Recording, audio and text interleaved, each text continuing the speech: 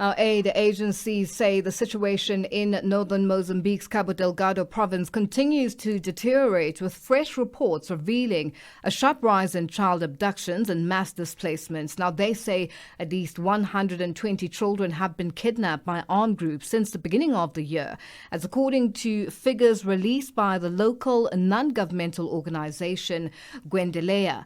Many of the abducted children are believed to have been forced into combat roles or subjected to forced marriages. Now, at the same time, thousands of civilians continue to flee their homes to escape the escalating violence. And to discuss this further, we have Piers Piju from International Crisis Group. Piers, good afternoon, and thank you for joining us on Africa Update. It's a great pleasure, Lana, and welcome. Hello to the viewers. I should just clarify, I'm an independent consultant. I'm no longer with the International Crisis Group. All right, thank you, Piers, for that. Now, let's talk about the crisis and the people in Cabo Delgado. What needs to be done to address the root causes of the conflict in your view? And especially just considering that resources are at the center of all of this. Well, I think, in terms of an ongoing consideration in the Mozambican environment is to understand the nature of the conflict itself, the drivers of conflict and so forth, and to put in place a strategy, both in terms of hard security, but in terms also of a broader counterinsurgency strategy that will deal with considerations for local communities that are affected by this conflict. This has now been going on since the end of 2017 in terms of the armed conflict, but the underlying factors have been in play really for generations now in the Mozambican setting, and the socio-economic drivers which have provided space for exploitation by external forces and by radicalized internal elements are really keeping a pilot light under this conflict. And the Mozambican government has struggled both in terms of its hard security response, but also in terms of its soft security and its development response to address the key drivers in play. And so we are likely to see a continuation of this kind of problem that you outlined at the beginning of this segment. Now, you've touched on the authorities having difficulties. What sort of difficulties, or why are they failing at bringing stability in that particular region, especially with international companies running operations there? Well, one has to also place this in a broader context of the challenges facing the Mozambican state more broadly, both in terms of its macroeconomic, its fiscal constraints. But also, essentially, really, it's about what is the strategy that's being employed. On the hard security front, we have a security force, both police and military, that are essentially not fit for purpose, and notwithstanding efforts to train and develop their capacities, that is still very much a work in progress.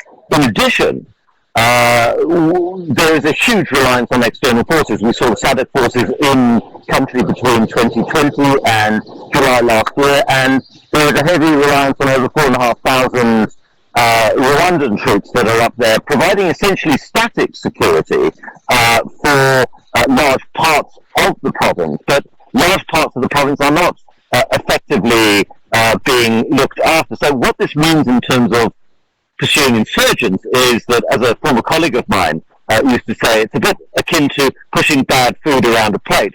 Insurgents don't look for contact when the Rwandans and Mozambican forces are seeking them out, which is rare, it would seem, in terms of effective counterinsurgency. We also see no aerial assets in play really at the moment, which is a critical component of any counterinsurgency. So that's the problem on the hard security front. On the broader development front, you have communities that have been displaced over the last 7 years. Hundreds of thousands of people moved from place to place, many in a kind of semi-displacement arena where they've been able to go back to the district towns in their provinces, but not back to their communities at all, because they're extremely vulnerable. And also the aid agencies, the humanitarian agencies, can't get out there to support them with food supplies, with medicine and so forth. So you have hundreds of thousands of people living effectively in limbo in the current context. Now, just with everything that's happening and everything unfolding, Rwandan forces on the ground, what needs to be done, especially by the international community, which seems have sort of not really forgotten, but not focusing on a crisis that is continuing in Mozambique, in that northern part of Mozambique, Cabo Delgado province? Well, Lulu, this has to be put in a broader global context, and of course, the conflict in Cabo Delgado, just in the context of African crises, whether it's the problems in the Sahel or Sudan or elsewhere in the Horn of Africa, the Cabo Delgado crisis is a pretty small one, and I haven't even mentioned the problem in the DRC. So the real reason it's getting any attention is because of the massive LNG investment that's in that area, and that is keeping a slight focus on what's going on. Also, the support to Mozambique. I mean, you take the major humanitarian development and security support that the European Union have been providing over the last 5 years. This is, in terms of security, this is the biggest spend globally for the European Union outside of Ukraine. So it's not as if money is not being supplied, but it's simply not feeding into a broader, more sustainable strategy that will climb us out in a sustainable way out of this particular set of challenges that are in play. This is a massive structural set of challenges that are there, which is going to take a very, very long time to fix. And this is not a band-aid. This is not a band-aid solution territory. And unfortunately, what we're seeing at the moment is really not going to contribute, it seems to many of us watching this conflict, to the kind of sustainable solutions that are required. And Piers, just in wrapping up, let's talk about the armed groups that are kidnapping young boys and young girls. Girls are getting married off, and young boys turned into child soldiers. Which groups are these, and have they confirmed that they're the ones who are doing this, and in terms of their modus operandi? Because clearly this is something that has been done across the continent and across the globe in certain areas. Well, the evolution of every conflict is unique, and this insurgency has its own particular trajectory. Fundamentally located in internal problems, but one in which external elements have been slowly saddling in terms of the involvement of Islamic State in this. And there, I think it's also important to remember that there is a lot of opacity around the dynamics within this grouping itself, in terms of its leadership, in terms of its the numbers that are involved, how it operates, its evolving modalities, and so forth. Now, the abduction of children has been an ongoing issue for a number of years now. Some of those are used for various support functions within the insurgency itself, whether it be in terms of support for camp, for porterage, but also on the military side, from playing roles around surveillance, and even, as you've indicated, being equipped to actually fight. Now, we don't know the exact numbers, and it's speculative. We're also seeing abductions which are now being turned into ransom kidnappings. So they're being used by the insurgents in various parts for eliciting some kind of funding.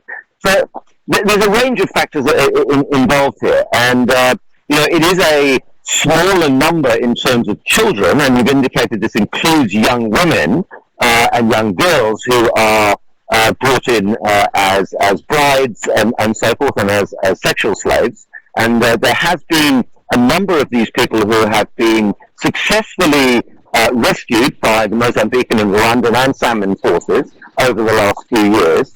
However, our insights into their experiences are limited. Some Mozambican organizations have done some sterling research. The Rural Mozambique Observatory, for example, has written a couple of reports on this kind of stuff, and I would encourage people who are interested to look into that further. But the picture is still very patchy, and one of the big challenges is to be able to do effective research in these areas, and this has been a space in which the Mozambican authorities have also been somewhat reluctant. So there's a lot more for us to find out.